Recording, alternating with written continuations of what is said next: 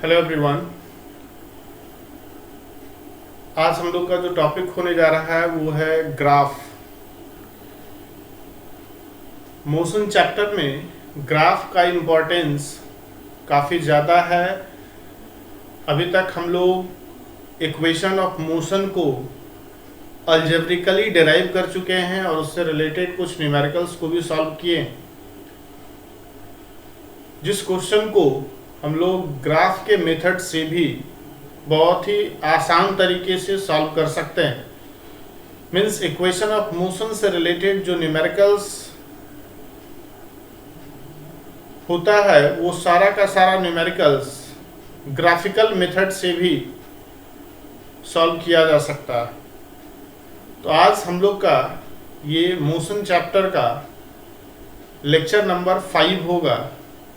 इससे पहले वाले लेक्चर में equation of motion algebraic method से देखे थे हम लोग। आज हम लोग सबसे पहले ग्राफ डिस्कस करेंगे और फिर ग्राफिकल मेथड से इक्वेशन ऑफ मोशन को डिराइव करेंगे। उसके जस्ट बाद हम लोग ग्राफ से रिलेटेड कुछ न्यूमेरिकल्स को भी डिस्कस करेंगे। अगर बात किया जाए ग्राफ क्या है, तो ग्राफ के थ्रू हम लोग दो फिजिकल क्वांटिटी को कोरिलेट करते हैं। उस कोरिलेशन के बाद हमको किसी थर्ड फिजिकल क्वांटिटी का इंफॉर्मेशन मिलता है। तो कहा जा सकता है कि ग्राफ एक पिक्चोरियल रिप्रेजेंटेशन होगा जिसमें किसी थर्ड क्वांटिटी का रिलेशन किसी दो क्वांटिटी के हेल्प से डिटरमाइन करते हैं। मैथमेटिक्स में ग्राफ को ड्रॉ करने के लिए ग्राफ पेपर का रिक्वायरमेंट होता है। यहाँ पे हम लोग बिना ग्राफ पेपर का ग्राफ ड्रॉ करेंगे। हम लोग को पता होना चाहिए कि ग्राफ ड्रॉ करने के लिए हम लोग मेनली दो एक्सिस का यूज करते हैं। एक बाई एक्सिस बोलते हैं, दूसरे को एक्स एक्सिस बोलते हैं। उस दोनों एक्सिस पे दो अलग अलग फिजिकल क्वांटिटी को हम लोग पुट करेंगे और फिर उससे किसी थर्ड क्वांटिटी का इंफॉर्मेशन को ऑब्टेन करेंगे। यहाँ पे दो तरह का रिलेशन पर भी डिस्कशन करना होगा जो इन जनरल हम लोग यहाँ पे यूज करेंगे। एक डायरेक्ट रिलेशन होता है और एक इनवर्स रिलेशन।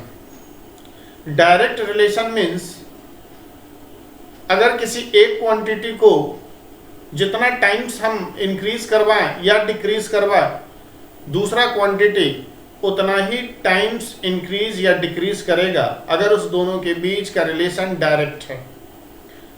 इनवर्स रिलेशन उस डायरेक्ट रिलेशन से जस्ट रिवर्स होगा। यहाँ पे अगर दो क्वांटिटी है, एक क्वांटिटी y और दूसरा क्वांटिटी x, और दोनों एक दूसरे पे इनवर्सली डिपेंड कर रहा है, इसका मतलब ये हुआ कि y को जितना हम इंक्रीज करेंगे x उतना ही से डिक्रीज होगा, या y को जितना डिक्रीज करेंगे x उतना ही से इंक्रीज होगा। तो with the help of graph हम लोग क्या बोलने जा रहे हैं, तो ये सबसे पहला अगर बात किया जाए तो पिक्चोरियल रिप्रेजेंटेशन होगा by which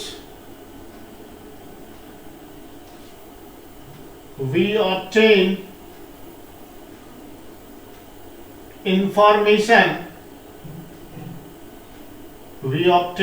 information of third quantity.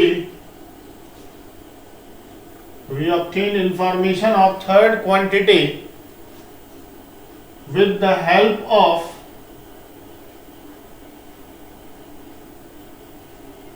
two different quantity.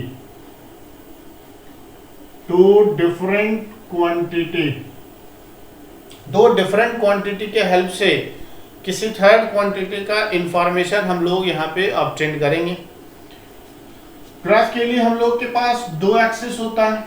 इस वाले एक्सिस को हम लोग बोलेंगे y एक्सिस और इसको हम लोग बोलेंगे x एक्सिस। यहाँ पे अगर बात किया जाए कि इस दोनों पे फिजिकल क्वांटिटी 1 और यहाँ पे फिजिकल क्वांटिटी 2 पुट करेंगे। एक पे वाई एक्सिस पे अगर फर्स्ट फिजिकल क्वांटिटी तो एक्स एक्सिस पे सेकेंड फिजिकल क्वांटिटी। यहाँ पे एक और टर्म का हम लोग बात करेंगे जिसको हम लोग स्लोप बोलते हैं, और उस स्लोप के हेल्प से हम लोग डिफरेंट फिजिकल क्वांटिटीज के बारे में जानेंगे, कैसे उस क्वांटिटी को डिटरमाइन किया जाता है, कैसे उसका मैग्नीट्यूड कभी हम इंक्रीज होता हुआ बोलते हैं और कैसे हम उसको डिक्रीज होता हुआ बोलते हैं। ग्राफ को डीपली स्टडी करने के लिए कुछ बेसिक मैथमेटिकल रिक्वायरमेंट होगा, और वो basic mathematical requirement 9th standard में फुलफिल नहीं किया जा सकता है, इसलिए इसका काफ़ी डिटेल हायर क्लास में स्टडी किया जाएगा। जैसे स्लोप को पढ़ने के लिए ट्रिगोनोमेट्री का रिक्वायरमेंट है, लेकिन हम लोग कुछ डायरेक्ट मेथड यूज करेंगे कि हम लोग उस ट्रिगोनोमेट्रिक टर्म का यूज ना करें। तो यहाँ पे दो क्वांटिटी, किस तरह का क्वांटिटी हम लोग पुट करेंगे और इस टॉपिक में किस किस दो क्वांटिटी के बीच हम लोग ग्राफ ड्रॉ करेंगे। तो पूरे इस टॉपिक में हम लोग जो ग्राफ ड्रॉ करेंगे वो दो तरह का मेनली करेंगे। फर्स्ट जो होगा वो होगा पोजीशन टाइम ग्राफ, और सेकंड जो होगा वो वेलोसिटी टाइम ग्राफ होगा। फर्स्ट पोजीशन टाइम ग्राफ होगा, सेकंड वेलोसिटी टाइम ग्राफ होगा, जिसका हम लोग डिस्कशन करेंगे। और डिफरेंट टाइप का जो मोशन होता है उसके लिए भी हम लोग देखेंगे कि ये ग्राफ किस तरह का उस मोशन के लिए होगा, जैसे uniform motion, uniformly accelerated motion, non uniformly accelerated motion, या सिंपली हम लोग बोल दें नॉन यूनिफॉर्म मोशन का ग्राफ किस तरह का होगा, चाहे वो पोजीशन टाइम हो या वेलोसिटी टाइम हो। इस दोनों ग्राफ का इंपॉर्टेंस क्या होगा, मीन्स इस दोनों ग्राफ के हेल्प से आखिर हम कौन सा फिजिकल क्वांटिटी को डिटरमाइन करेंगे, और वो इंफॉर्मेशन न्यूमेरिकल सॉल्व करते वक्त काफ़ी इम्पॉर्टेंट हो जाता है। तो काफ़ी ध्यान से यहाँ पे समझने का ज़रूरत है। अगर बात करें पोजीशन टाइम का, तो हम लोग यहाँ पे ड्रॉ करेंगे ग्राफ डिस्प्लेसमेंट और टाइम का, या डिस्टेंस टाइम ग्राफ हम लोग ड्रॉ करेंगे, और इस डिस्टेंस टाइम ग्राफ के हेल्प से स्पीड को डिटरमाइन करेंगे। डिस्प्लेसमेंट टाइम ग्राफ के हेल्प से हम लोग वेलोसिटी को डिटरमाइन करेंगे। बात आया वेलोसिटी टाइम ग्राफ का, तो वेलोसिटी टाइम ग्राफ से दो फिजिकल क्वांटिटी फाइंड आउट करने का कोशिश किया जाएगा, और वो दो फिजिकल क्वांटिटी है displacement and acceleration. Velocity time graph से डिस्प्लेसमेंट एंड एक्सेलरेशन, और स्पीड टाइम ग्राफ से हम लोग डिस्टेंस को डिटरमाइन कर सकते हैं। और इसी चीज को अप्लाई हम लोग करेंगे इक्वेशन ऑफ मोशन को डिराइव करते वक्त। तो यहाँ पे ग्राफ ड्रॉ करने से पहले दो तरह का जो रिलेशन होता है उस दोनों रिलेशन को हम लोग पहले डिस्कस कर ले।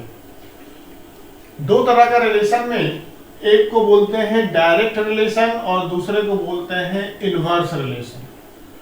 दो तरह का रिलेशन होता है, एक को बोलते हैं डायरेक्ट और दूसरे को बोलते हैं इनवर्स। तो first will be direct relation,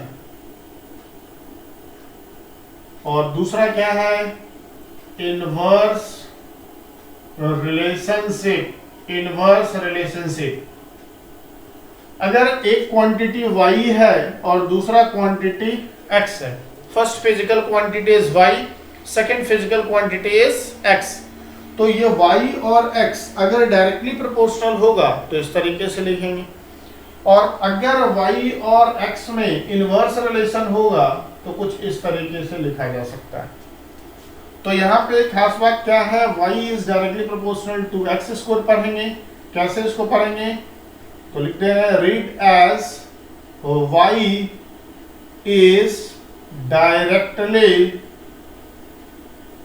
proportional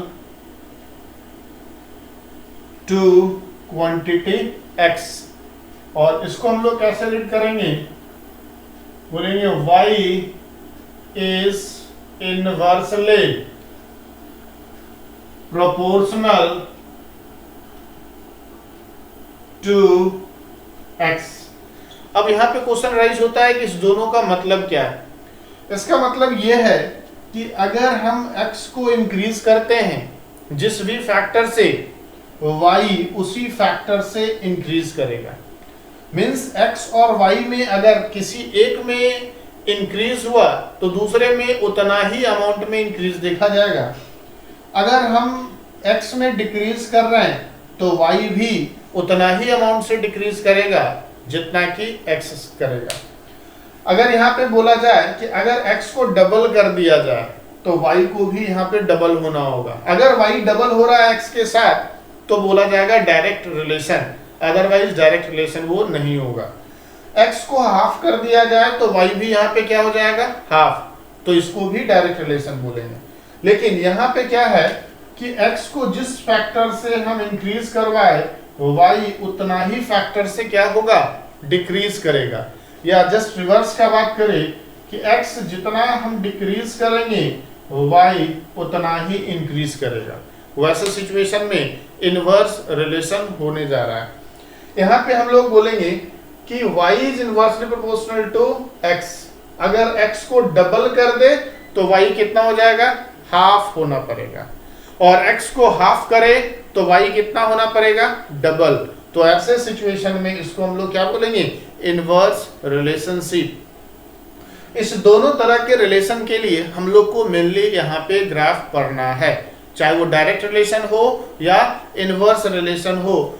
in general हम लोग के सिलेबस में डायरेक्ट रिलेशन वाला ग्राफ ही ज्यादा इंपॉर्टेंट होगा, बट दोनों को हम लोग यहाँ पे एक्सप्लेन करेंगे। एक और बात ध्यान देने वाली है यहाँ पे ये कि इस प्रोपोर्शनलिटी साइन को जब हम लोग रिमूव करते हैं तो एक कांस्टेंट पुट करेंगे। जब इस प्रोपोर्शनलिटी साइन को हटाएंगे तो एक कांस्टेंट पुट करेंगे, तो y इज इक्वल्स टू हम लोग क्या लिख देंगे, mx।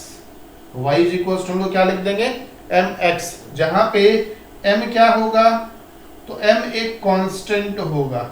m क्या होने जा रहा है, कांस्टेंट होने जा रहा है। तो जब भी प्रोपोर्शनलिटी साइन को हटाते हैं तो वहां पे एक कांस्टेंट पुट करना होगा, और यहाँ पे वो कांस्टेंट m है। और अगर ग्राफ का बात करें तो इस m को ग्राफ में हम लोग क्या बोलेंगे, स्लोप बोलेंगे।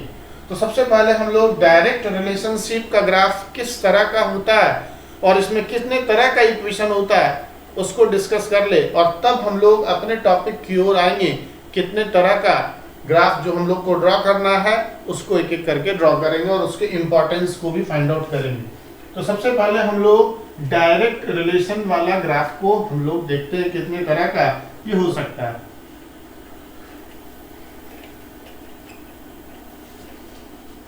तो डायरेक्ट रिलेशन का ग्राफ अगर बात करें, डायरेक्ट रिलेशन का ग्राफ का अगर हम बात करें तो पहला इक्वेशन होगा y is equals to mx, जहां पे y एक फिजिकल क्वांटिटी है, x भी एक फिजिकल क्वांटिटी है, और इस दोनों को हम लोग जब प्लॉट करते हैं तो कुछ इस तरह का ग्राफ का नेचर आएगा। यहाँ पे कौन सा क्वांटिटी है, y, और यहाँ पे कौन सा क्वांटिटी है, x, और ये जो एंगल बना रहा है इस एंगल को ही हम लोग, इस एंगल से ही हम लोग स्लोप को डिटरमाइन करेंगे। इस एंगल से ही हम लोग स्लोप को क्या करेंगे, डिटरमाइन करेंगे। अगर हम बात करें यहाँ पे y, यहाँ पे अगर y is equal to mx है तो y is directly proportional to x होगा ना। मतलब जब y और x एक दूसरे का डायरेक्टली प्रोपोर्शनल होगा तो ग्राफ का नेचर कैसा होगा, स्ट्रेट लाइन होगा। ग्राफ का नेचर कैसा होगा, straight line passing through origin, passing through origin. Origin ये वाला हुआ जहां x और y एक्सिस एक दूसरे से कोइंसाइड कर रहा है, जहां पे x और y एक्सिस एक दूसरे से क्या कर रहा है, कोइंसाइड कर रहा है, तो ऑरिजिन से पास करेगा। यहाँ पे अगर बात करें कि स्लोप हम लोग फाइंड आउट कैसे करेंगे, अगर मैथमेटिकली देखा जाए तो स्लोप एक ट्रिग्नोमेट्रिक टर्म के इक्वल होने जा रहा है, वो tan थीटा। चूंकि हम लोग ट्रिग्नोमेट्री के बारे में डिस्कस नहीं किए मैथमेटिक्स में, इसलिए हम लोग इसको ऐसे कर दे कि slope is equals to y axis पर जो क्वांटिटी है और x एक्सिस पे जो क्वांटिटी है उसके रेशियो को बोलेंगे। स्लोप क्या होगा, y एक्सिस वाला क्वांटिटी और x एक्सिस वाला क्वांटिटी दोनों का रेशियो होगा। ये कैसे करेंगे, तो यहाँ से ध्यान देने वाली बात है कि यहाँ से एक परपेंडिकुलर ड्रॉ कर दिए x एक्सिस पे, परपेंडिकुलर ड्रॉ किए तो ये अगर y है तो ये वाला भी क्या हो जाएगा y, और ये वाला टर्म क्या है x। तो इतना y इतना means y upon x is equals to क्या होगा, स्लोप। यहाँ पे ध्यान देने वाली बात ये है कि जैसे जैसे एंगल बढ़ेगा, जैसे जैसे एंगल बढ़ेगा स्लोप भी बढ़ेगा। माइंड में क्या रखना है कि जैसे एंगल बढ़ेगा स्लोप बढ़ेगा, और स्लोप बढ़ेगा तो m का वैल्यू भी बढ़ेगा। m यहाँ पे स्लोप ही है। या दूसरे तरीके से देखें कि थीटा अगर डिक्रीज होता है तो स्लोप क्या होगा, डिक्रीज करेगा और m का वैल्यू घटेगा। अगर यहाँ पे थोड़ा सा और इंफॉर्मेशन हम लोग गेन कर ले तो ज्यादा अच्छा होगा। यहाँ पे जो स्लोप होता है, जो स्लोप होगा उस स्लोप को हम लोग बोलते हैं tan थीटा, जो कि m के इक्वल है। और ये tan थीटा जो होता है परपेंडिकुलर और बेस का रेशियो होता है। परपेंडिकुलर अपॉन क्या हम लोग लिखने जा रहे हैं, base. Perpendicular upon base. Perpendicular उस एंगल के जस्ट सामने वाले साइड को बोलेंगे, जो कि यहाँ पे क्या होने जा रहा है, y एक्सिस पे रखा हुआ क्वांटिटी। बेस क्या होगा, तो इसको बोलेंगे बेस। तो बेस यहाँ पे क्या हो जाएगा, x। तो जैसे जैसे थीटा बढ़ेगा एंगल बढ़ेगा, tan थीटा भी बढ़ेगा। tan थीटा का वैल्यू क्या होगा, वैसे वैसे बढ़ेगा, और उसके बढ़ने से स्लोप बढ़ेगा, और स्लोप के बढ़ने से आप कह सकते हो कि m बढ़ेगा।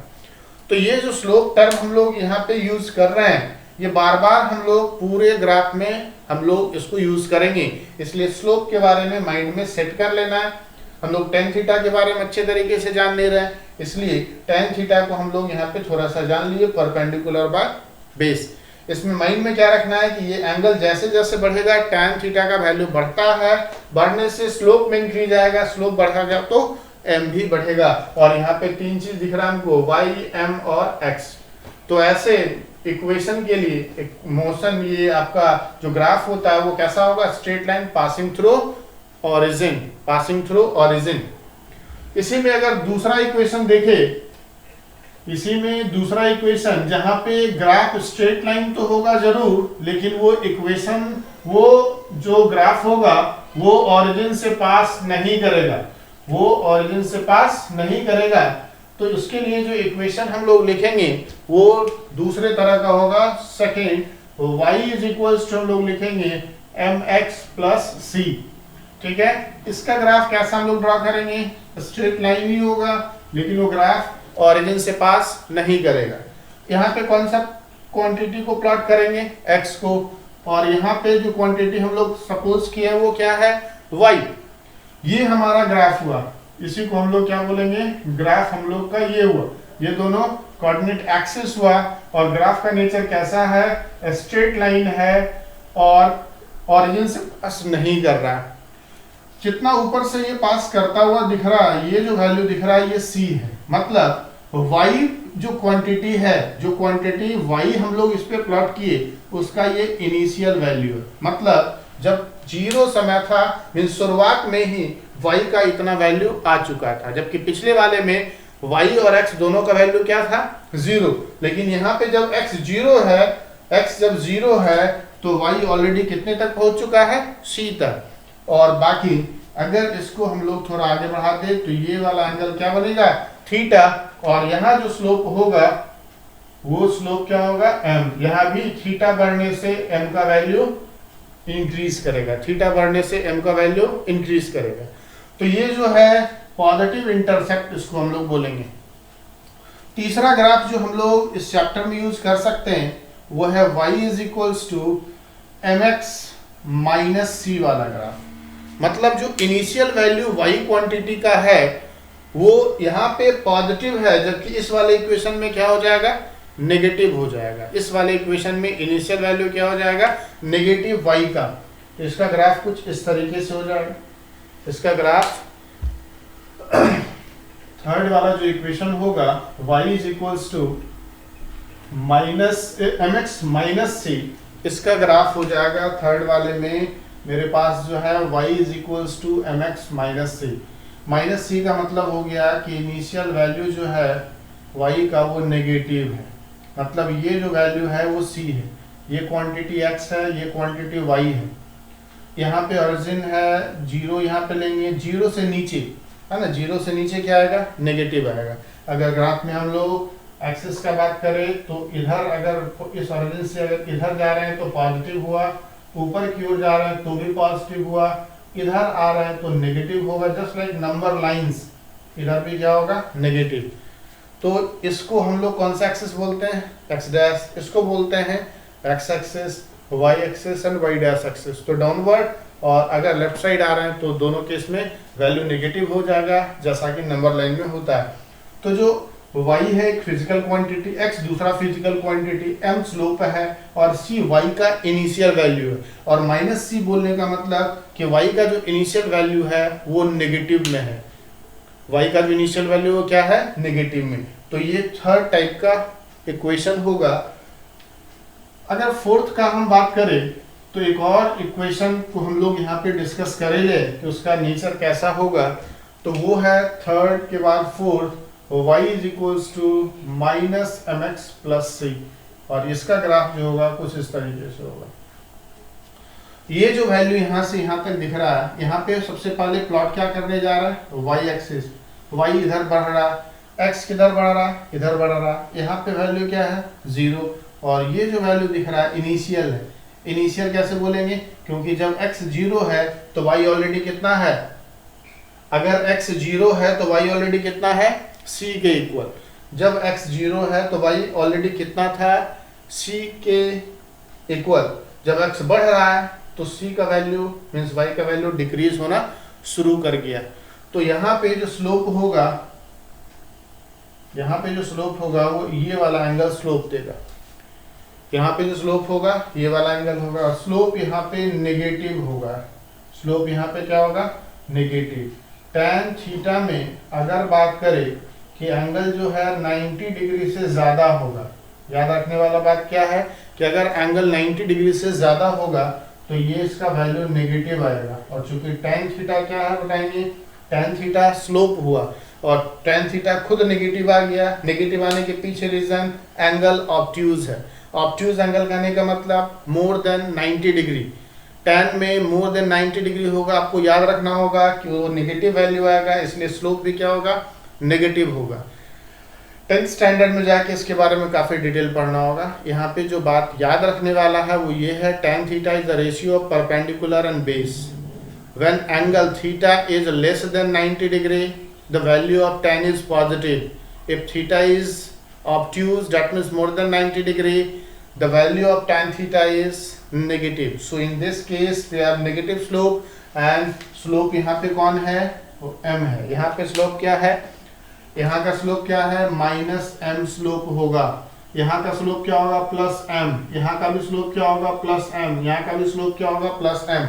Means first, second and third में पॉजिटिव स्लोप है, जबकि फोर्थ वाले में नेगेटिव स्लोप है। फोर्थ वाले में क्या है, नेगेटिव स्लोप। तो ओवरऑल अगर फिर से इसको रिवाइज कर ले तो यहाँ पे ग्राफ का nature straight line passing through origin, यहाँ पे graph straight line but above the origin. यहाँ पे थर्ड वाले में क्या होगा, ओरिजिन से नीचे से पास करेगा, और फोर्थ वाले में क्या होगा, इस तरीके का ग्राफ होगा। अब यहाँ पे y के जगह पे हम लोग एक फिजिकल क्वांटिटी को पुट करेंगे जो हम लोग को पढ़ना है, जैसे कि डिस्प्लेसमेंट, डिस्टेंस, वेलोसिटी, स्पीड। जबकि एक्स एक्सिस पे हम लोग क्या रखेंगे, टाइम को पुट करेंगे।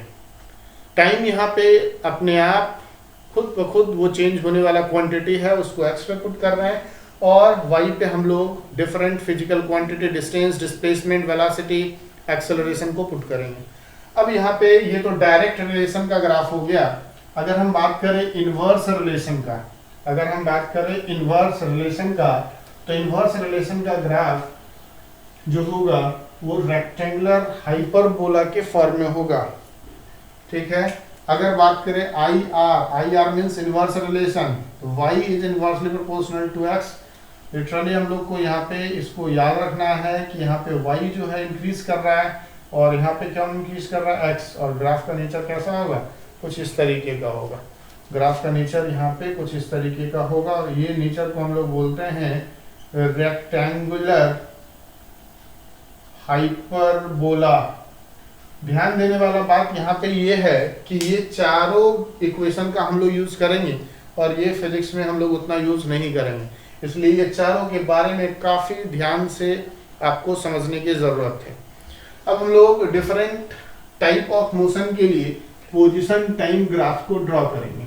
डिफरेंट टाइप ऑफ मोशन के लिए हम लोग पोजीशन टाइम ग्राफ को ड्रॉ करेंगे। सबसे पहले अगर बात करें पोजीशन टाइम, जब बोला जाए तो माइंड में रखना है डिस्प्लेसमेंट टाइम, और साथ ही हम लोग डिस्टेंस टाइम ग्राफ भी ड्रॉ करेंगे। तो जो टॉपिक हमारा होगा यहाँ पे वो होगा position time graph, position time graph. और इसको हम लोग सबसे पहले यूनिफॉर्म मोशन के लिए ड्रॉ करेंगे। यूनिफॉर्म मोशन, अगर बात करें यूनिफॉर्म मोशन में तो हम लोग क्या इंफॉर्मेशन यूनिफॉर्म मोशन से रिलेटेड है, तो वेलोसिटी जब कांस्टेंट होता है, वेलोसिटी जब क्या होता है कांस्टेंट, तो मोशन कैसा होता है यूनिफॉर्म। यूनिफॉर्म मोशन का मतलब जब वेलोसिटी कांस्टेंट हो। अब बताएंगे कि वेलोसिटी इज इक्वल्स टू होता है डिस्प्लेसमेंट बाय टाइम, तो डिस्प्लेसमेंट इज इक्वल्स टू हम लोग लिख सकते हैं वेलोसिटी इनटू टाइम। एक और हम लोग अगर बात करें, ये वाला जो इक्वेशन हम लोग लिखे हैं वो क्या है, इससे मैच कर रहा है, y is equals to M X से। यहाँ पे अगर बात किया जाए m क्या है कांस्टेंट होगा, और इस कांस्टेंट को हम लोग क्या बोलते हैं स्लोप, और यहाँ पे t टाइम है, एस डिस्प्लेसमेंट, चूंकि मोशन यूनिफॉर्म है इसलिए वेलोसिटी यहाँ पे क्या हो जाएगा कांस्टेंट है, means m is equals to हम लोग यहाँ पे क्या बोलेंगे v। इसका नेचर स्ट्रेट लाइन, तो यहाँ भी ग्राफ का नेचर कैसा हो जाएगा स्ट्रेट लाइन। तो ये कुछ डिस्प्लेसमेंट और टाइम का ग्राफ होने जा रहा है। डिस्प्लेसमेंट y एक्सिस के अलॉन्ग बढ़ रहा है जबकि टाइम x एक्सिस के अलॉन्ग बढ़ रहा है। और ये जो वैल्यू है थीटा, ये जो tan थीटा हम लोग ऑब्टेन करेंगे, इसी को m बोलेंगे, और इसी को हम लोग क्या बोलने जा रहे हैं स्लोप बोलने जा रहे हैं। तो स्लोप बढ़ने पे ये किसके इक्वल होगा, यहाँ पे एक खास बात वेलोसिटी के बराबर होगा। मींस जो इंफॉर्मेशन हम लोग को ऑब्टेन हुआ वो ये कि velocity we can easily calculate by using displacement time graph because velocity is equal to slope of the graph. ठीक है, तो पहला इंपॉर्टेंस हम लोग इंपॉर्टेंस को इस साइड लिखते जा रहे हैं। इसमें अगर बात करें कि इंपॉर्टेंस क्या है ग्राफ का, तो ग्राफ का इंपॉर्टेंस है slope of displacement time graph gives velocity. ये क्या देगा वेलोसिटी। डिस्प्लेसमेंट टाइम ग्राफ का जो स्लोप होगा वो हम लोग को वेलोसिटी का आइडिया देगा। अब यहाँ पे अगर ध्यान से देखा जाए कि एक ग्राफ हम ड्रॉ कर रहे हैं और उस ग्राफ में 3 व्हीकल्स है और पूछा जा रहा है कि किसका वेलोसिटी ज्यादा होगा। यहाँ पे डिस्प्लेसमेंट बढ़ रहा है एक्स एक्सिस वाई एक्सिस के अलॉन्ग और time is increasing along x axis. और यहाँ पे 3 ग्राफ ड्रॉ किए 1, 2 and 3। ये कार A है, ये कार B है और ये कार C है। 3 कार का ग्राफ हम लोग ड्रॉ किए A, B, C। अगर बात किया जाए क्वेश्चन पूछा जा रहा है कौन सा कार का वेलोसिटी ज्यादा होगा, तो ध्यान देने की बात है यहाँ पे जो एंगल बना इतना ही, यहाँ पे थोड़ा और ज्यादा एंगल बना और यहाँ पे सबसे ज्यादा एंगल बना। तो जैसे जैसे एंगल बढ़ेगा वैसे वैसे हम लोग स्लोप को बोलेंगे कि बढ़ रहा है, और स्लोप बढ़ रहा है तो फिर डिस्प्लेसमेंट भी क्या हो रहा है बढ़ रहा है। तो स्लोप जो होगा, अगर बात करें स्लोप किसका ज्यादा है, तो स्लोप है कार C का, तब कार B का और तब कार A का। सबसे ज्यादा स्लोप किसका है कार C का, फिर कार B का और फिर कार A का। और यहाँ पे खास बात क्या है कि स्लोप अगर इंक्रीज करेगा तो वेलोसिटी भी इंक्रीज करेगा। जिस वेलोसिटी का जो ऑर्डर होगा वो वेलोसिटी का ऑर्डर कार C का ज्यादा, कार B का और सबसे कम किसका होगा कार A। मींस C वाला जो कार है वो सबसे ज्यादा वेलोसिटी से मूव कर रहा है। अगर बोला जाए कि अगर हमको यहाँ पे इसको डिटरमाइन करना है कि किस कार का वेलोसिटी क्या है, तो क्या हमको उसके लिए इस डिस्प्लेसमेंट का वैल्यू और इस टाइम का वैल्यू का रिक्वायरमेंट होगा, बिल्कुल। तो कैसे अगर रिक्वायरमेंट होगा कैलकुलेशन, वहां पे अगर बोला जाए कैलकुलेट करिए स्पीड एंड वेलोसिटी, तो किस तरीके से करेंगे उस चीज को भी हम लोग यहाँ पे कवर कर लें। अगर ये ग्राफ ड्रा करके बोला गया और बोला गया कि वेलोसिटी आपको डिटरमाइन करना है डिफरेंट सिचुएशन में, ये डिफरेंट पॉइंट्स हम लोग को दिया गया था।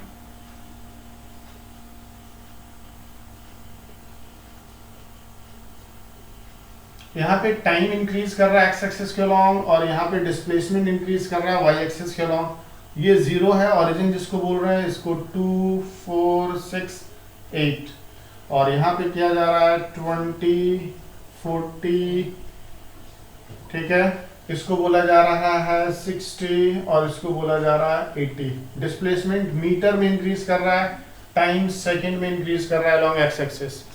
और 4 पॉइंट यहाँ पे हम लोग से बोला गया कि इस चारों पॉइंट पे आपको बताना है कि वेलोसिटी उस ऑब्जेक्ट का क्या होगा, ए बी सी और डी। तो ध्यान देने वाली बात है, वेलोसिटी एट ए अगर निकालते हैं तो वेलोसिटी किसके बराबर है, स्लोप के इक्वल है। और स्लोप किसके बराबर है, तो वाई एक्सिस पे जो रखा हुआ है और एक्स एक्सिस वाला जो रखा हुआ है वाई अपॉन एक्स। तो वाई पे कितना है 20 और x पे कितना है 2, तो ये कितना आ गया 10 मीटर पर सेकेंड, ये आ गया 10 मीटर पर सेकेंड। फिर अगर वेलोसिटी एट पॉइंट बी निकालते हैं तो स्लोप ही होगा उसके इक्वल। बी पे स्लोप कैसे निकालेंगे, तो y एक्सिस वाला क्वांटिटी अपॉन x एक्सिस वाला क्वांटिटी। y एक्सिस पे कितना है 40 और x एक्सिस पे कितना है 4, तो हम लोग यहाँ फिर से y अपॉन x ही रखने जा रहे हैं और 40 अपॉन क्या रखेंगे 4, ये हो जाएगा 10 मीटर पर सेकेंड। तो ध्यान रखना है कि बार बार स्लोप के लिए हम लोग यूज कर भी सकते हैं, अदरवाइज हम लोग को ऐसे भी पता है कि velocity is equals to displacement by time, और डिस्प्लेसमेंट यहाँ पे ये वाला क्वांटिटी होगा और टाइम यहाँ पे ये, दोनों का डिवाइड कर दे तो हम लोग को वेलोसिटी डिटरमाइन हो जाएगा। अगर ध्यान से देखा जाए कि ए बी सी और डी, सी पर भी हम लोग फाइंड आउट कर ले।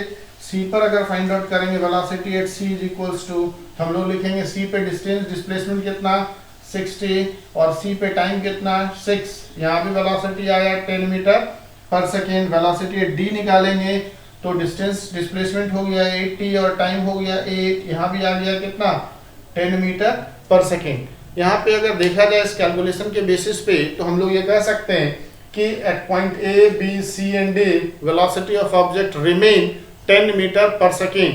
That means velocity is constant throughout the motion. So this motion will refer uniform motion because velocity is constant. दूसरे तरीके से object will cover equal distance in equal interval of time. बिल्कुल इसी basis पे हम लोग distance time graph को भी ड्रॉ कर सकते हैं, जो कि डिस्टेंस टाइम ग्राफ से हम लोग को किस फिजिकल क्वांटिटी को कैलकुलेट करेंगे, तो स्पीड कैलकुलेट करेंगे। अगर यहाँ पे डिस्टेंस टाइम ग्राफ ड्रा किया जाए, ये डिस्टेंस है y एक्सिस पे और ये x एक्सिस पे टाइम, और अगर मोशन यूनिफॉर्म है तो ग्राफ कैसा होगा स्ट्रेट लाइन, ठीक है। तो ये किसके लिए ड्रा किया हम लोग, यूनिफॉर्म मोशन। और यूनिफॉर्म मोशन का यहाँ पे इंपॉर्टेंस क्या है इस ग्राफ का, तो स्लोप जो होगा वो किसके इक्वल होगा, स्पीड के इक्वल होगा। जितना ज्यादा एंगल एक्स एक्सिस से बनाएगा उतना ही ज्यादा उसका स्पीड होगा। तो इस दोनों का इंपॉर्टेंस माइंड में रखना है। हम लोग यूनिफॉर्म मोशन को डिस्कस किए थे और यूनिफॉर्म मोशन में वेलोसिटी क्या होता है, कांस्टेंट होता है। और वेलोसिटी अगर कांस्टेंट है तो यहाँ भी हम लोग को कांस्टेंट शो करना होगा, जो यहाँ पे हम लोग मैथमेटिकली शो किए। जबकि हम लोग ये पहले से जान रहे हैं कि अगर दो फिजिकल क्वांटिटी एक दूसरे से डायरेक्टली प्रोपोर्शनल है तो वैसे सिचुएशन में ग्राफ स्ट्रेट लाइन होगा। और यहाँ पे अगर वेलोसिटी कांस्टेंट है तो डिस्प्लेसमेंट और टाइम एक दूसरे से डायरेक्टली प्रोपोर्शनल होता है, और रिजल्ट ये हुआ कि ग्राफ कैसा आया, स्ट्रेट लाइन। और यहाँ पर भी स्ट्रेट लाइन, यहाँ पे डिस्टेंस टाइम पे डायरेक्टली प्रोपोर्शनल है। सेकेंड अगर बात किया जाए नॉन यूनिफॉर्म मोशन का, नॉन यूनिफॉर्म मोशन का अगर ग्राफ हम लोग ड्रॉ करें कि नॉन यूनिफॉर्म मोशन में डिस्प्लेसमेंट टाइम और डिस्टेंस टाइम ग्राफ कैसा होता है, तो निश्चित रूप से वो स्ट्रेट लाइन नहीं होगा, बिकॉज स्ट्रेट लाइन ग्राफ किसके लिए है, तो स्ट्रेट लाइन ग्राफ हम लोग का है यूनिफॉर्म मोशन के लिए। तो अगर बात करें दूसरा non uniform motion, non uniform motion पूछा जाए कि अगर ये डिस्प्लेसमेंट है और ये टाइम है और ये ग्राफ आपका है पहला, और दूसरा ग्राफ यहाँ पे डिस्प्लेसमेंट और यहाँ पे टाइम है, और ये पूछा गया है कि बताना है कि इस दोनों ग्राफ में क्या रिप्रेजेंटेशन किया जा रहा है, ये दोनों ग्राफ किसको रिप्रेजेंट कर रहा है। तो यहाँ पे ध्यान देने वाली बात ये है कि ये स्ट्रेट लाइन नहीं है, और स्ट्रेट लाइन नहीं है तो ये दोनों ग्राफ नॉन यूनिफॉर्म मोशन को रिप्रेजेंट करेगा। अब नॉन यूनिफॉर्म मोशन को रिप्रेजेंट करेगा तो हमको ये चेक करना है कि दो पॉइंट हम लोग कंसिडर करते हैं, और उस दोनों पॉइंट पे देखना है कि वेलोसिटी क्या है। अगर इस पॉइंट से चेक करना है तो यहाँ से टेंजेंट ड्रॉ करेंगे। यहाँ से क्या ड्रॉ कर लिए हम लोग, टेंजेंट ड्रॉ कर लिए। ये जो एंगल दिख रहा है ए पॉइंट का, ये ए पॉइंट है और ये क्या है बी पॉइंट। ए पॉइंट के लिए एंगल कितना बन रहा है, थीटा ए, जबकि बी पॉइंट के लिए एंगल कितना बनेगा, थीटा बी। और यहाँ पे थीटा बी जो है वो थीटा ए से क्या है, ज्यादा। थीटा बी जो है वो थीटा ए से क्या है, ज्यादा। तो ऐसे सिचुएशन में बोलेंगे कि ये ग्राफ शो कर रहा है कि वेलोसिटी ऑब्जेक्ट का बढ़ता हुआ दिख रहा है, इंक्रीजिंग वेलोसिटी को रिप्रेजेंट कर रहा है। ये जो ग्राफ है किसको रिप्रेजेंट कर रहा है, इंक्रीजिंग वेलोसिटी। ये ग्राफ किसको रिप्रेजेंट कर रहा है, इंक्रीजिंग वेलोसिटी। जबकि अगर इसमें देखा जाए तो ये किसको शो करेगा, डिक्रीजिंग वेलोसिटी। यहाँ पे वेलोसिटी क्या होगा, डिक्रीज करेगा। यहाँ पे वेलोसिटी क्या हो रहा है, डिक्रीज करेगा। कैसे पता करें, तो पता करने के लिए हम लोग को स्लोप का आइडिया होना ही चाहिए। एक पॉइंट हम लोग ए कंसिडर कर लिए और दूसरा पॉइंट हम लोग बी कंसिडर कर लिए। ए पे अगर हमको वेलोसिटी पता करना है इस तरीके से एक स्लोप, और फिर बी पे स्लोप इस तरीके से की। अगर बात किया जाए तो एक जगह एंगल, ध्यान से देखा जाए, एक एंगल कम और एक एंगल क्या दिख रहा है, ज्यादा। ए के लिए जो एंगल है और बी के लिए एंगल अगर बात किया जाए तो ए का एंगल ज्यादा होगा और बी का एंगल क्या है, कम। तो थीटा ए का एंगल ज्यादा और थीटा बी जो है वो कम है। Theta A is greater than theta B, means A पे ऑब्जेक्ट का वेलोसिटी ज्यादा था और बी पे ऑब्जेक्ट का वेलोसिटी क्या है, कम है।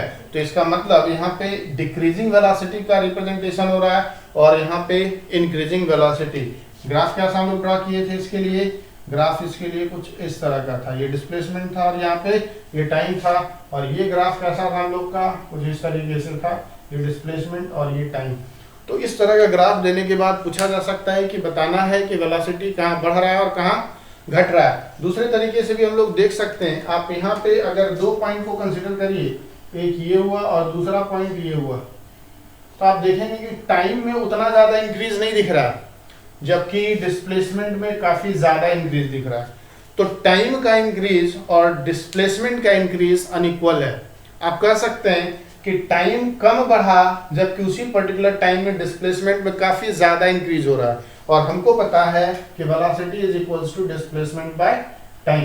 तो ध्यान से जरा देखिए कि टाइम कम बढ़ा, दो बढ़ रहा है दोनों, लेकिन ये कम बढ़ा और ये ज्यादा बढ़ा, तो ये v का वैल्यू क्या होगा, ज्यादा। तो यहाँ पे वेलोसिटी इंक्रीज करेगा। यहाँ पे अगर हम बात करें कि दो पॉइंट को अगर हम कंसीडर करें, एक ये पॉइंट हुआ और दूसरा पॉइंट ये हुआ, तो देखा जाए कि डिस्प्लेसमेंट में इंक्रीज कम दिख रहा है और टाइम में इंक्रीज क्या दिख रहा है, ज्यादा। मतलब टाइम ज्यादा तेजी से बढ़ रहा है और डिस्प्लेसमेंट धीरे से बढ़ रहा है, मींस वेलोसिटी क्या होगा, डिक्रीज करेगा। तो एक इंक्रीजिंग वेलोसिटी और दूसरा क्या शो कर रहा है, डिक्रीजिंग वेलोसिटी। दोनों को बहुत अच्छे से समझना। आप स्लोप के थ्रू समझिए, एंगल के थ्रू समझिए, या इस तरीके से समझिए कि velocity is displacement by time, और टाइम ज्यादा बढ़ रहा है, डिस्प्लेसमेंट कम बढ़ रहा है, इसलिए वेलोसिटी घट रहा है। टाइम कम बढ़ रहा है और डिस्प्लेसमेंट ज्यादा बढ़ रहा है तो वेलोसिटी इंक्रीज करेगा। अगर यहीं पे डिस्प्लेसमेंट के जगह पे हम लोग अगर यहाँ पे डिस्प्लेसमेंट के जगह पे डिस्टेंस पुट कर दे, यहाँ पे डिस्प्लेसमेंट के जगह डिस्टेंस पुट कर दे, तो इस वाले केस में हम लोग क्या बोलेंगे, स्पीड जो होगा ऑब्जेक्ट का घट रहा है, और इस वाले केस में हम लोग क्या बोल देंगे, स्पीड जो है ऑब्जेक्ट का बढ़ रहा है। तो दो सिचुएशन, एक जगह स्पीड घट रहा है, एक जगह स्पीड बढ़ रहा है। अब अगर बात करें हम लोग, दूसरा जो ग्राफ होगा वो होगा वेलोसिटी टाइम ग्राफ। दूसरा ग्राफ जो हम लोग ड्रॉ करेंगे वो होगा वेलोसिटी टाइम ग्राफ, और वेलोसिटी टाइम ग्राफ हमारे लिए ज़्यादा इम्पॉर्टेंट होगा, और उस वेलोसिटी टाइम ग्राफ के हेल्प से हम लोग इक्वेशन ऑफ मोशन को भी डिराइव करते हैं। तो ध्यान से हम लोग को समझने की जरूरत है। पोजीशन टाइम ग्राफ के जस्ट बाद हम लोग वेलोसिटी टाइम ग्राफ को डिस्कस करेंगे, और along with velocity time graph already हम लोग डिस्कस कर लेंगे किसको, स्पीड टाइम ग्राफ। तो सेकंड जो हम लोग ड्रॉ कर रहे हैं वो है velocity time graph. Velocity time graph, VT graph इसको बोलेंगे। कौन सा ग्राफ बोलेंगे, VT ग्राफ बोलेंगे। इसको ड्रॉ करने से पहले हम लोग सबसे पहले ये देखें कि एक्सेलरेशन इज इक्वल्स टू क्या होता है। तो एक्सेलरेशन का फॉर्मूला होता है change in velocity by time. Acceleration एक फिजिकल क्वांटिटी है जो rate of change of velocity का मेजरमेंट करता है। तो acceleration is equals to change in velocity by time.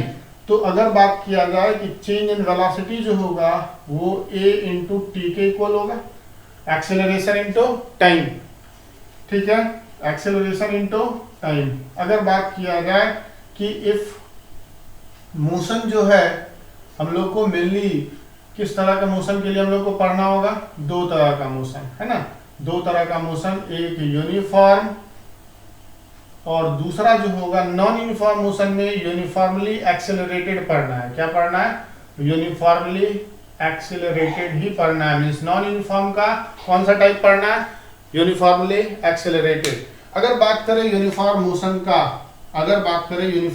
का, ये वेलोसिटी है और ये टाइम है। तो यूनिफॉर्म मोशन में वेलोसिटी कांस्टेंट होता है, तो ग्राफ कैसा हो जाएगा, इस तरह का हो जाएगा। इसका मतलब यहाँ पे वेलोसिटी क्या है, कांस्टेंट। टाइम में इंक्रीज हो रहा है बट वेलोसिटी इतना ही रह गया, ठीक है, टाइम में इंक्रीज हो रहा है बट वेलोसिटी इतना था और इतना ही रह गया। मींस यहाँ पे वेलोसिटी क्या है, कांस्टेंट। वेलोसिटी यहाँ पे कांस्टेंट हो गया। ये किस तरह का मोशन को रिप्रेजेंट कर रहा है, तो यूनिफॉर्म मोशन। अगर पूछा जाए इस ग्राफ का इंपॉर्टेंस क्या होगा, इंपॉर्टेंस के लिए हम लोग सबसे पहले इसका एरिया फाइंड आउट करने का कोशिश करते हैं। Area enclosed by VT graph, ठीक है। अगर यहाँ पे हम लोग देखें कि ये मोशन किस तरह का है, यूनिफॉर्म मोशन किस तरह का हम लोग डिस्कस किया अभी, यूनिफॉर्म मोशन का VT ग्राफ। अगर यहीं पे हम लोग स्पीड पुट करें तो भी कोई दिक्कत नहीं है। तो यहाँ V वेलोसिटी है, ठीक है, यूनिफॉर्म मोशन में वेलोसिटी कांस्टेंट होता है। अगर इसका एरिया हम लोग फाइंड आउट करते हैं, क्या फाइंड आउट करते हैं, area enclosed bye VT graph. VT graph कितना एरिया इनक्लोज कर रहा है, तो VT ग्राफ कितना एरिया इनक्लोज कर रहा है, इज इक्वल्स हम लोग, ये एक रेक्टेंगल दिख रहा है हमको, ये कैसा दिख रहा है, एक रेक्टेंगल। और रेक्टेंगल का एरिया क्या होता है, L इंटू बी। लेंथ क्या हो गया, L इंटू बी, मतलब V इंटू टी हो जाएगा। L इंटू बी मीन्स क्या हो जाएगा, V इंटू टी। अब यहाँ पे एक और बात देखा जाए कि area is equals to V into T. Also हम लोग एक बात जानते हैं कि जो वेलोसिटी होता है वो होता है डिस्प्लेसमेंट बाय टाइम, इसलिए डिस्प्लेसमेंट इज इक्वल्स टू क्या हो जाएगा, VT। ये पहला, और ये क्या हो गया, दूसरा। फ्रॉम फर्स्ट एंड सेकंड क्या बोल सकते हैं, क्या बोल सकते हैं कि area is equals to displacement. बहुत ही इंपॉर्टेंट बात है, ये दिमाग में रखना हमेशा। Area enclosed by VT graph is equals to displacement. Area enclosed by VT graph is equals to area enclosed by any velocity time graph. Area enclosed by any velocity time graph with time axis gives displacement। अगर speed time graph है तो, और speed time graph से हम लोग को क्या मिलेगा, डिस्टेंस मिलेगा। स्पीड टाइम ग्राफ से हम लोग को क्या ऑब्टेन होगा, डिस्टेंस। तो काफी इंपॉर्टेंट बात सामने आ रहा है हम लोग का, वो ये कि area enclosed by any VT graph with time axis gives displacement, ठीक है। टाइम एक्सेस के साथ जो एरिया एनक्लोज कर रहा है वेलोसिटी टाइम ग्राफ, वो क्या दे रहा है हमको, डिस्प्लेसमेंट। और स्पीड टाइम ग्राफ का एरिया क्या दे रहा है, डिस्टेंस। स्पीड टाइम ग्राफ का एरिया क्या दे रहा है, डिस्टेंस। तो ये तो हो गया velocity time in speed time graph for uniform motion. उस यूनिफॉर्म मोशन में जहां पे वेलोसिटी क्या होता है, कांस्टेंट होता है, वेलोसिटी में कोई वेरिएशन नहीं होता है। अब हम लोग वेलोसिटी टाइम ग्राफ ड्रॉ करेंगे किसके लिए, तो नॉन यूनिफॉर्म मोशन के लिए। किसके लिए? नॉन यूनिफॉर्म मोशन के लिए। ध्यान रहे ये जो स्टेटमेंट लिखा गया ये किसी तरह के ग्राफ के लिए, किसी तरह के VT ग्राफ के लिए एप्लीकेबल होगा। Area enclosed by VT graph gives displacement and area enclosed by speed time graph gives distance। ठीक है। अगर बात करें हम लोग नॉन यूनिफॉर्म मोशन का, तो नॉन यूनिफॉर्म मोशन जो है हम लोग का दो तरह का होता है। एक जिसमें एक्सेलरेशन कांस्टेंट होता है और दूसरा जिसमें एक्सेलरेशन वेरिएबल होगा।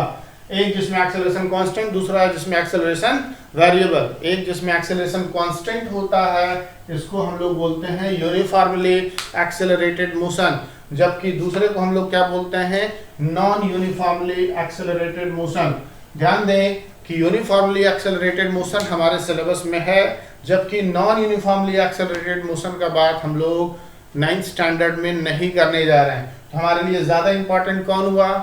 Uniformly accelerated motion, that is motion with constant acceleration. तो हम लोग सबसे पहले इसके लिए ग्राफ ड्रॉ करेंगे। तो अगर बात किया जाए कि डेल्टा V अभी जस्ट हम लोग फाइंड आउट किए A इंटू टी, और A क्या हो गया? कांस्टेंट है। कांस्टेंट है किसके लिए? तो मोशन ऐसा जिसमें एक्सेलरेशन क्या है? कांस्टेंट। मोशन ऐसा जिसमें एक्सेलरेशन क्या पाया गया? Constant. Motion with constant acceleration. बताइए y इज इक्वल्स टू क्या होता है? mx। तो y एक्सिस पे हम लोग क्या पुट कर देंगे? Change in velocity. x axis पे हम लोग क्या पुट कर देंगे? टाइम को। तो उस ग्राफ का जो स्लोप होगा वो क्या होगा? m के बराबर। और m किसके बराबर होगा? a के इक्वल होगा। m किसके इक्वल होगा? a के इक्वल होगा। तो स्लोप फिर से यहाँ पे आया। जिस तरीके से डिस्प्लेसमेंट टाइम ग्राफ में स्लोप का बात किए थे उसी तरीके से हम लोग यहाँ भी स्लोप का बात करेंगे। और इस तरह के मोशन, इस तरह के इक्वेशन के लिए ग्राफ का नेचर कैसा होता है? Straight line. तो स्ट्रेट लाइन ग्राफ ऐसा होगा किसके लिए? यूनिफॉर्मली एक्सेलरेटेड मोशन के लिए चेंज इन वेलोसिटी टाइम का ग्राफ कैसा होगा? स्ट्रेट लाइन, जो यहाँ पे हम लोग ड्रॉ कर रहे हैं। 3 तरह का या 4 तरह का ग्राफ हम लोग ड्रॉ कर लेंगे एक ही साथ, और वो चारों ग्राफ 4 अलग अलग इक्वेशन को शो करेगा। ठीक है। सबसे पहला यहाँ पे ये ग्राफ ड्रॉ की, दूसरा ग्राफ हम लोग यहाँ ड्रॉ कर लेते हैं, तीसरा ग्राफ हम लोग यहाँ पे ड्रॉ कर ले रहे हैं, और चौथा ग्राफ हम लोग यहाँ पे ड्रॉ कर लेंगे। तो ध्यान देने वाली बात ये है कि यहाँ पे change in velocity increasing along y axis और x एक्सिस के अलोंग टाइम बढ़ रहा है। यहाँ भी change in velocity increasing along y axis and time is increasing along x axis. यहाँ भी वही सिचुएशन, चेंज इन वेलोसिटी बढ़ रहा है और टाइम इधर बढ़ रहा है। यहाँ भी same situation, change in velocity increase and time increasing along x axis. तो ये वाला एक्सिस x और ये वाला एक्सिस y। सबसे पहला ग्राफ हम लोग कुछ इस तरीके का ड्रॉ किए, दूसरा बोले कि इस तरीके का हो सकता है, तीसरा हम लोग बोले कि कुछ इस तरीके का हो सकता है, चौथा बोले कुछ इस तरीके का हो सकता है। ये चारों ग्राफ का अपना अपना इंपॉर्टेंस होगा। ये फर्स्ट ग्राफ हम लोग बोल रहे हैं, ये सेकंड ग्राफ बोल रहे हैं, ये थर्ड बोल रहे हैं, और ये हम लोग फोर्थ बोल रहे हैं। तो अगर फर्स्ट का हम बात करें तो इनिशियल वेलोसिटी 0 दिख रहा है। इनिशियल वेलोसिटी क्या दिख रहा है? 0। यहाँ पे अगर बात करें कि ये क्या रिप्रेजेंट कर रहा है, तो ये इनिशियल वेलोसिटी को रिप्रेजेंट कर रहा है। इनिशियल वेलोसिटी दैट मींस जब टाइम 0 था, टाइम क्या था? 0, तो ऑब्जेक्ट के पास ऑलरेडी इतना वेलोसिटी था। टाइम जब 0 था, ऑब्जेक्ट के पास वेलोसिटी इतना था, मींस इनिशियल वेलोसिटी है। यहाँ पे इनिशियल वेलोसिटी इज इक्वल हम लोग क्या बोलेंगे? u, और यहाँ पे u का वैल्यू क्या है? 0, मींस यहाँ रेस्ट से ऑब्जेक्ट स्टार्ट हुआ, मींस ऑब्जेक्ट जो है स्टार्ट्स फ्रॉम रेस्ट। ऑब्जेक्ट जो है रेस्ट से स्टार्ट करता हुआ दिख रहा है, जबकि यहाँ पे ऑब्जेक्ट रेस्ट नहीं, ऑलरेडी मोशन में था। जब टाइम 0 था तो ऑब्जेक्ट के पास इतना वेलोसिटी था। यहाँ पे बात करें जब टाइम 0 था तो ऑब्जेक्ट के पास इतना वेलोसिटी था, तो ये इनिशियल वेलोसिटी u है, और यहाँ पे u क्या है? नेगेटिव। तो क्या ये इस इक्वेशन को फॉलो कर रहा है? y is equals to mx minus c। ये वाला y is equals to mx plus c, और ये वाला y is equals to mx, क्योंकि c का वैल्यू यहाँ पे 0 है इनिशियल वेलोसिटी। और ये जो होगा फोर्थ वाला, फोर्थ वाला को हम लोग बोलेंगे y is equals to minus m x plus c. इस इक्वेशन को फॉलो कर रहा है जहां पे स्लोप ही क्या है, नेगेटिव है। स्लोप क्या है, नेगेटिव है।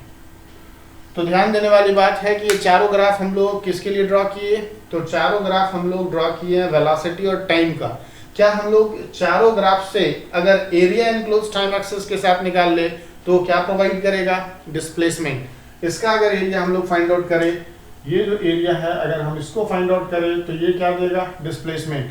ये वाला एरिया डिटरमाइन कर ले तो ये क्या देगा, डिस्प्लेसमेंट। ये वाला एरिया अगर यहाँ से अगर परपेंडिकुलर ड्रॉ करके ये अगर फाइंड आउट कर ले तो ये भी क्या देगा, डिस्प्लेसमेंट। यहाँ भी अगर बात किया जाए तो ये क्या देगा, डिस्प्लेसमेंट। तो area enclosed by VT graph gives displacement. Area find out करने का तरीका हम लोग को पता होना चाहिए। ट्रायंगल है, कहीं ट्रेपेजियम है, या फिर ट्रेपेजियम को दो पार्ट में हम लोग डिवाइड कर देंगे, रेक्टेंगल प्लस ट्रायंगल।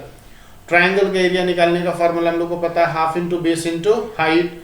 रेक्टेंगल का लेंथ इंटू ब्रेड्थ, या ट्रेपेजियम का बोलेंगे तो 1/2 into sum of parallel side into perpendicular distance. तो ये डिफरेंट फार्मूला होगा, हम लोग यूज करेंगे। फिर से हम लोग फर्स्ट वाले पे आते हैं। फर्स्ट वाला क्या दे रहा है, तो इनिशियल वेलोसिटी 0। सेकंड वाले में इनिशियल वेलोसिटी पॉजिटिव है, मींस टाइम 0 पे पॉजिटिव इनिशियल वेलोसिटी से ऑब्जेक्ट मूव कर रहा है, मींस ऑब्जेक्ट यहाँ पे रेस्ट में नहीं है। थर्ड वाले में भी ऑब्जेक्ट रेस्ट में नहीं है बट नेगेटिव इनिशियल वेलोसिटी है। अब नेगेटिव वेलोसिटी कब होगा, तो नेगेटिव वेलोसिटी का केस हम लोग लास्ट वाले लेक्चर में देखे थे बैलून वाले क्वेश्चन में, कि बैलून असेंडिंग अपवर्ड, बैलून जा रहा था ऊपर की ओर और उस बैलून से एक स्टोन को ड्रॉप किया जा रहा है तो उस स्टोन का वेलोसिटी माइनस में लिया जाएगा। बैलून ऊपर की ओर जा रहा था u वेलोसिटी से और स्टोन को नीचे गिराया गया, तो स्टोन जब नीचे गिरेगा तो उस स्टोन का वेलोसिटी हम लोग क्या लेंगे, बैलून के वेलोसिटी के साथ negative sign, that is -u। वही वाला सिचुएशन का ग्राफ कुछ ऐसा होगा। और ये वाला क्या है कि इनिशियल वेलोसिटी जब टाइम 0 था, टाइम यहाँ पे क्या है 0, तो ऑब्जेक्ट के पास ये इनिशियल वेलोसिटी है। तो ध्यान दीजिए कि जैसे जैसे टाइम बढ़ रहा है वेलोसिटी क्या हो रहा है, घट रहा है। टाइम बढ़ने से वेलोसिटी क्या हो रहा है, घट रहा है। हम बोलेंगे time increasing, velocity decreasing. Time के बढ़ने से अगर वेलोसिटी घट रहा है तो इसको हम लोग बोलेंगे रिटार्डेशन। इसको हम लोग क्या बोलेंगे, रिटार्डेशन। ध्यान रहे हर एक ग्राफ में एक्सेलरेशन क्या है, कांस्टेंट। हर एक ग्राफ का एक्सेलरेशन क्या है, कांस्टेंट। इस ग्राफ का जो स्लोप होगा, फर्स्ट ग्राफ का अगर हम बात करें, फर्स्ट ग्राफ का या सेकंड ग्राफ का या थर्ड ग्राफ का या फोर्थ ग्राफ का स्लोप क्या देगा यहाँ पे, तो स्लोप इज इक्वल्स टू जो y एक्सिस पे है और जो x एक्सिस पे है दोनों का रेशियो। y एक्सिस पे क्या रखे हैं, y एक्सिस पे क्या रखे हैं बताएंगे, चेंज इन वेलोसिटी, और x एक्सिस पे किसको पुट किए हैं, टाइम को। तो change in velocity by time क्या होता है, एक्सेलरेशन। मतलब स्लोप जो होगा वो m होगा और m किसके इक्वल होगा, एक्सेलरेशन का। और एक्सेलरेशन उस समय ज्यादा होगा जब स्लोप क्या होगा, ज्यादा। तो इस चार ग्राफ के हेल्प से हम लोग दो क्वांटिटी को फाइंड आउट करते हुए दिख रहे हैं। First, area enclosed by VT graph with time axis gives displacement, and second, slope of the graph, slope of this VT graph gives acceleration. Slope of this VT graph gives acceleration. ठीक है। अब यहाँ पे अगर देखा जाए कि कैसे हम लोग ये डिटरमाइन कर पाएंगे कि किस, अगर एक ही ग्राफ में दो तीन ऑब्जेक्ट का इंफॉर्मेशन हो और उसमें पूछा जाए किसका एक्सेलरेशन ज्यादा है और किसका, कौन ज्यादा डिस्प्लेसमेंट कवर किया। जैसे अगर यहाँ पे क्वेश्चन पूछा जाए कि ये एक VT ग्राफ है, ये change in velocity y axis के अलावा इंक्रीज कर रहा है और ये टाइम x एक्सिस के अलावा इंक्रीज कर रहा है, और ये दो कार है, एक ये वाला कार और ये दूसरा वाला कार। ये कार A हुआ और ये कार B हुआ। बताना है कि किसी पर्टिकुलर इंटरवल ऑफ टाइम में, यहां पे मान लिया जाए ये दिया हुआ टाइम t, इस टाइम t पे पूछा गया किस कार का एक्सेलरेशन ज्यादा है और इस टाइम t पे कौन ज्यादा वेलोसिटी, कौन ज्यादा डिस्प्लेस हो गया होगा। ठीक है। तो क्वेश्चन क्या है, at time t which car will cover more displacement, ज्यादा डिस्प्लेसमेंट कौन कवर किया। तो क्या करेंगे, दोनों केस में हम लोग एरिया का बात करेंगे। ये एरिया दिख रहा है, और ये वाला एरिया पूरा दिख रहा है। ये एरिया है बी का कार और ये एरिया है ए का। तो एरिया बी जो होगा वो काफी ज्यादा है कौन से एरिया के रिस्पेक्ट में, ए के रिस्पेक्ट में, इसलिए डिस्प्लेसमेंट बी का जो होगा वो ज्यादा होगा डिस्प्लेसमेंट ए से। मतलब उतना ही पर्टिकुलर टाइम में बी ज्यादा डिस्प्लेस किया और ए कम डिस्प्लेस किया। बी ज्यादा डिस्प्लेस किया और ए क्या किया, कम डिस्प्लेस किया। सेकंड पार्ट है एक्सेलरेशन ज्यादा किसका है। सेकंड पार्ट क्या बोल रहा है, एक्सेलरेशन ज्यादा किसका है। तो अगर बात करें कि एक्सेलरेशन ज्यादा किसका है, तो ये जो है इतना एंगल बना रहा है और ये वाला एंगल ज्यादा है। तो कौन वाला एंगल ज्यादा है, तो हम बोलेंगे थीटा किसका ज्यादा है, बी का। किसके रिस्पेक्ट में ज्यादा है, ए के रिस्पेक्ट में। कौन ज्यादा एंगल बना रहा है, कार ए। टाइम एक्सिस से ज्यादा एंगल कौन बना रहा है, कार ए। और टाइम एक्सिस से कम एंगल कौन बना रहा है, ज्यादा कार बी, और कम बना रहा है कार ए। इसलिए हम बोल सकते हैं कि acceleration of car B is greater than acceleration of car A. Acceleration of car B is greater than acceleration of car A. Means A का एक्सेलरेशन ज्यादा कम है और बी का एक्सेलरेशन क्या है, ज्यादा। तो यहाँ पे जो स्लोप होगा वो वीटी ग्राफ का स्लोप क्या देगा, एक्सेलरेशन। अब हम लोग second type non uniform motion में जो दूसरा टाइप का मोशन होता है उसको हम बोलते हैं नॉन यूनिफॉर्मली एक्सेलरेटेड मोशन। वो नॉन यूनिफॉर्मली एक्सेलरेटेड मोशन का ग्राफ किस तरह का होता है वो भी हम लोग डिस्कस कर ले। हमारे सिलेबस में तो नहीं है बट फिर भी चूंकि हम लोग हर एक इक्वेशन को डिस्कस किए हैं तो उसको भी डिस्कस कर ले। हम लोग ड्रॉ करने जा रहे हैं non uniformly accelerated motion. Non uniformly accelerated motion, non uniformly accelerated motion का ग्राफ हम लोग को ड्रॉ करना है। खास बात यहाँ acceleration is not constant. Acceleration यहाँ पे क्या होता है, वेरिएबल। डिफरेंट टाइप का मोशन हम लोग ऑलरेडी डिस्कस कर चुके हैं लास्ट वाले लेक्चर 4 में। एक्सेलरेशन यहाँ पे क्या है, कांस्टेंट नहीं है, एक्सेलरेशन वैरी कर रहा है। दो ग्राफ हम लोग यहाँ पे फिर से ड्रॉ करेंगे। along y axis change in velocity, along x axis time। यहाँ पर along y axis change in velocity, along x axis time। और यहाँ पे जो ग्राफ हम लोग ड्रॉ किए वो कुछ इस तरीके से, और पूछा जा रहा है कि बताइए यहाँ पे कौन किस तरह का, कहाँ पे, यहाँ पे जो change in velocity and time का ग्राफ स्ट्रेट लाइन नहीं है, इसका मतलब ये यूनिफॉर्मली एक्सेलरेटेड मोशन का नहीं होगा। किसके लिए है, नॉन यूनिफॉर्मली एक्सेलरेटेड मोशन। यहाँ पे क्या एक्सेलरेशन कांस्टेंट है, नहीं, यहाँ भी नहीं कांस्टेंट है। हम लोग ऐसा करते हैं कि बोला गया दो पॉइंट कंसीडर कर लो, एक पॉइंट ए और दूसरा पॉइंट बी। यहाँ भी बोला गया दो पॉइंट कंसीडर कर लो, एक पॉइंट ए और दूसरा पॉइंट बी। ये पॉइंट ए और ये पॉइंट बी। तो बोला गया कि यहाँ से हम लोग सोचे कि किस तरीके से फाइंड आउट कर सकते हैं एक्सेलरेशन। तो acceleration at point A find out करने के लिए हम लोग क्या करेंगे, ये वाला वैल्यू अपॉन ये वाला वैल्यू। और अगर बी पे फाइंड आउट करें तो ध्यान से देखेंगे ये वाला होगा। अगर ध्यान से देखा जाए तो टाइम में कम इंक्रीज हो रहा है और वेलोसिटी का जो चेंज दिख रहा है वो काफी ज्यादा दिख रहा है। एक्सेलरेशन क्या होता है, change in velocity by time. Acceleration is equals to change in velocity by time. Time में कम इंक्रीज, चेंज इन वेलोसिटी ज्यादा इंक्रीज हो रहा है। ध्यान से, टाइम में कम इंक्रीज दिख रहा है और चेंज इन वेलोसिटी ज्यादा, इसलिए एक्सेलरेशन का वैल्यू क्या होगा, ज्यादा। तो यहाँ पे एक्सेलरेशन क्या हो रहा है, इंक्रीज कर रहा है। इंक्रीजिंग एक्सेलरेशन का ग्राफ है ये। यहाँ पे अगर बात करें तो यहाँ से हम लोग ये वाला वैल्यू क्या देगा, y वाला, और ये वाला वैल्यू टाइम। तो ये वाला वैल्यू दिया चेंज इन वेलोसिटी और ये दिया टाइम। जबकि यहाँ पे क्या बोलेंगे, चेंज इन वेलोसिटी इतना और टाइम इतना। तो टाइम जितना बढ़ रहा, यहाँ पे इतना वेलोसिटी चेंज, यहाँ पे अगर बात किया जाए तो टाइम जो बढ़ रहा, यहाँ पे क्या हो रहा था, टाइम कम बढ़ रहा था और चेंज इन वेलोसिटी ज्यादा। तो यहाँ पे एक्सेलरेशन इंक्रीज, तो यहाँ पे क्या होगा, एक्सेलरेशन डिक्रीज होगा। ठीक है, एक्सेलरेशन क्या होगा, डिक्रीज। इसको कुछ और अच्छे तरीके से ड्रॉ करें तो ज्यादा अच्छे से समझ में आएगा।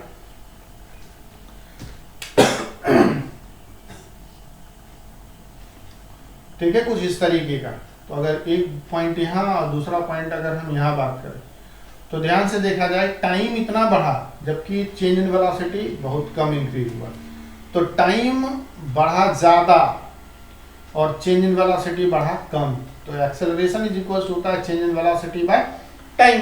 एक्सेलरेशन इज इक्वल्स होता है change in velocity by time. ये ज़्यादा इंक्रीज और ये कम इंक्रीज और ये ज़्यादा इंक्रीज, तो एक्सेलरेशन यहाँ पे क्या होगा, डिक्रीज करेगा। एक्सेलरेशन क्या होगा, डिक्रीज करेगा। और नहीं तो दूसरे तरीका है स्लोप के थ्रू हम लोग भी देख सकते हैं।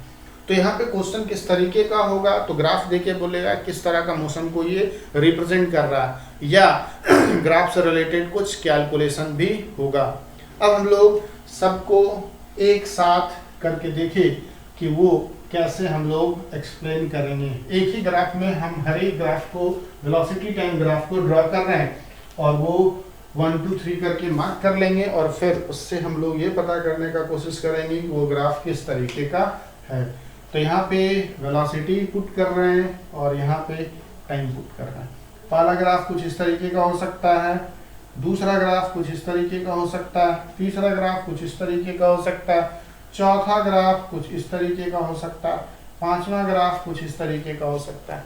कौन किसको रिप्रेजेंट कर रहा है देखा जाए, first second graph, third possibility, fourth possibility, fifth possibility और ये है सिक्स्थ पॉसिबिलिटी। तो हम लोग इतने तरह का ग्राफ को हम लोग पढ़ेंगे, ठीक है। सिक्स्थ वाला पॉसिबिलिटी तो सबके बारे में हम लोग लिख ले, first, second, third, fourth, fifth and sixth. First वाले में हम लोग क्या लिखेंगे, तो फर्स्ट वाला ध्यान से देखा जाए मोशन विद कांस्टेंट एक्सेलरेशन है। यहाँ पे इनिशियल वेलोसिटी 0 के इक्वल नहीं है और एक्सेलरेशन क्या है, कांस्टेंट है, क्योंकि मोशन ग्राफ कैसा है, स्ट्रेट लाइन। सेकंड वाला में देखा जाए तो सेकंड में वेलोसिटी यहाँ पे देखा जाए तो इंक्रीज कर रहा है या डिक्रीज कर रहा है, एक्सेलरेशन v और t है। यहाँ पे अगर हम लोग परपेंडिकुलर ड्रॉ करें ये वैल्यू देगा और यहाँ पे ऐसे कर तो क्या बोल सकते हैं हम लोग, यहाँ पे बोला जाए कि 2 पॉइंट कंसिडर किए, यहाँ पे टाइम वेलोसिटी इतना, टाइम इतना, और वेलोसिटी में कम इंक्रीज दिख रहा है, टाइम में ज़्यादा इंक्रीज दिख रहा है। तो वेलोसिटी में कम इंक्रीज, टाइम में ज़्यादा इंक्रीज, इसका मतलब वेलोसिटी में कम इंक्रीज, टाइम में ज़्यादा इंक्रीज, एक्सेलरेशन डिक्रीज करेगा। फोर्थ वाले में एक्सेलरेशन डिक्रीज, तो सेकंड वाले में एक्सेलरेशन क्या होगा, इंक्रीज करेगा। सेकंड वाले में एक्सेलरेशन क्या होगा, इंक्रीज करेगा। एक्सेलरेशन सेकंड में इंक्रीज करेगा। इनिशियल वेलोसिटी क्या है, 0 है, ठीक है। ये मोशन विद वेरिएबल एक्सेलरेशन का हो जाएगा। थर्ड में आइए तो थर्ड में इनिशियल वेलोसिटी क्या है, 0 और एक्सेलरेशन क्या होगा, कांस्टेंट। रीजन क्या है, तो ग्राफ का नेचर कैसा है, स्ट्रेट लाइन। थर्ड वाले में ग्राफ का नेचर कैसा है, स्ट्रेट लाइन। फोर्थ वाले में इनिशियल वेलोसिटी 0 है जबकि एक्सेलरेशन क्या हो रहा है, डिक्रीज कर रहा है। एक्सेलरेशन क्या कर रहा है, डिक्रीज। फिफ्थ वाले में अगर देखा जाए तो इनिशियल वेलोसिटी 0 तो नहीं है लेकिन ये नेगेटिव है। इनिशियल वेलोसिटी क्या है, नेगेटिव है, जबकि एक्सेलरेशन यहाँ पे क्या होगा, constant. Why it is constant, constant होने के पीछे क्या रीजन है, तो कांस्टेंट होने के पीछे रीजन है कि स्ट्रेट लाइन। छठा ग्राफ का अगर देखा जाए तो छठा ग्राफ में इनिशियल वेलोसिटी जो होगा, छठा में इनिशियल वेलोसिटी 0 नहीं है और ये रिटार्डेशन का केस है। रिटार्डेशन मतलब एक्सेलरेशन क्या है, नेगेटिव होगा, नेगेटिव एक्सेलरेशन को रिप्रेजेंट कर रहा है। छठा क्या है, नेगेटिव एक्सेलरेशन को रिप्रेजेंट कर रहा है। ये हर एक ग्राफ में टाइम एक्सिस के साथ अगर एरिया को फाइंड आउट किया जाए तो डिस्प्लेसमेंट देगा। इस हर एक ग्राफ का अगर स्लोप फाइंड आउट किया जाए तो एक्सेलरेशन देगा। स्लोप के लिए चेंज इन वेलोसिटी का वैल्यू चाहिए और टाइम का वैल्यू चाहिए, या स्लोप के लिए जो y एक्सिस पे क्वांटिटी है अपॉन x एक्सिस वाला क्वांटिटी, दोनों को डिवाइड करके हम लोग स्लोप को फाइंड आउट कर सकते हैं। कुछ इसी तरह का हम लोग ग्राफ ड्रॉ किए थे डिस्प्लेसमेंट टाइम के लिए, और डिस्प्लेसमेंट टाइम में भी हम लोग इस तरीके से एक ही ग्राफ में इसको हम लोग डिस्कस कर ले। ये अगर डिस्प्लेसमेंट है y एक्सिस पे और ये टाइम है तो ये किसको रिप्रेजेंट कर रहा है, तो यूनिफॉर्म मोशन को। ये किसको कर रहा है, नॉन यूनिफॉर्म मोशन को। ये वेलोसिटी इंक्रीजिंग, ये डिक्रीजिंग। तो इस तरीके से डिफरेंट नेचर का यहाँ पे ग्राफ हो सकता है।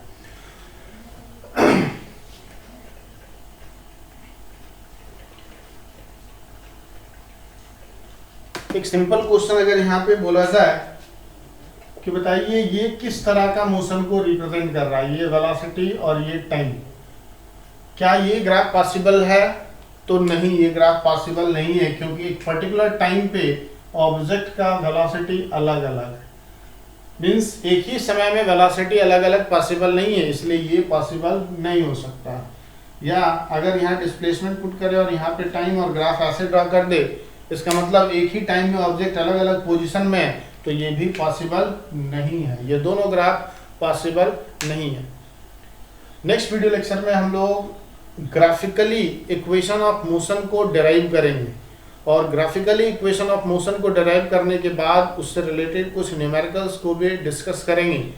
लेकिन उससे पहले ये डिफरेंट ग्राफ को एक नहीं 2-3 बार आपको अच्छे तरीके से देखना होगा, और तब जाके नेक्स्ट वीडियो लेक्चर देखना है, लेक्चर नंबर 6, जहाँ पे इक्वेशन ऑफ मोशन को डिराइव करेंगे और उससे रिलेटेड कुछ न्यूमेरिकल्स को डिस्कस करेंगे।